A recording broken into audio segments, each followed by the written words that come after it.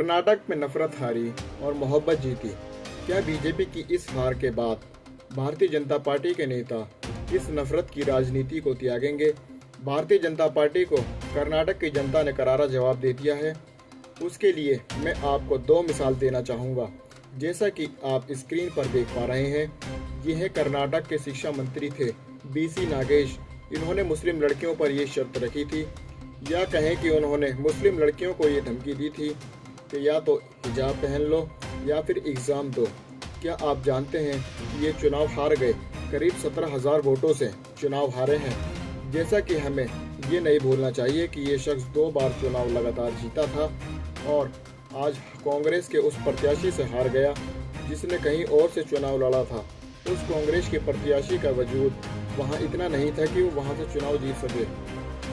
बावजूद इसके कांग्रेस का प्रत्याशी वहां से जीता। इससे पता चलता है कि कर्नाटक की जनता समझ गई है।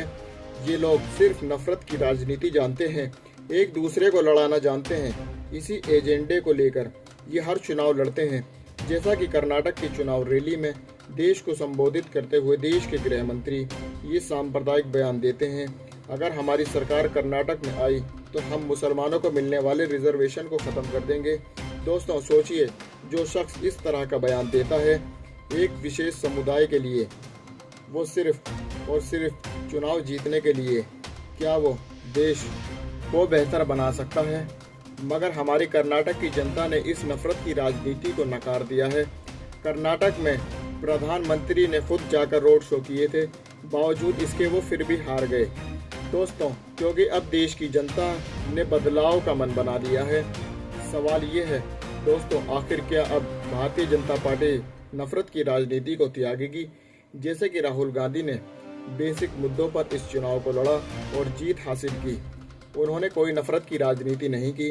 मगर भाजपा जो सिर्फ नफरत की राजनीति करती आ रही है, मगर अब जनता जाग चुकी है।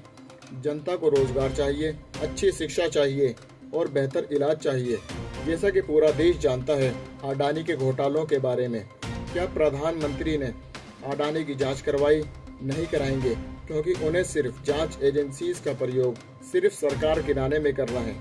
और दूसरी तरफ ये बीजेपी का नेता CP रवि कुमार, इसने हलाल मीट को लेकर एक आंदोलन शुरू किया था, जिसमें उसने हलाल मीट को इकोनॉमिक जिहाद बताया था। देखिए, इस तरह की राजनीति करते हैं ये लोग। दोस्तों, टीवी डिबेट्स में भी सिर्फ इसी तरह की डिबेट्स होती हैं।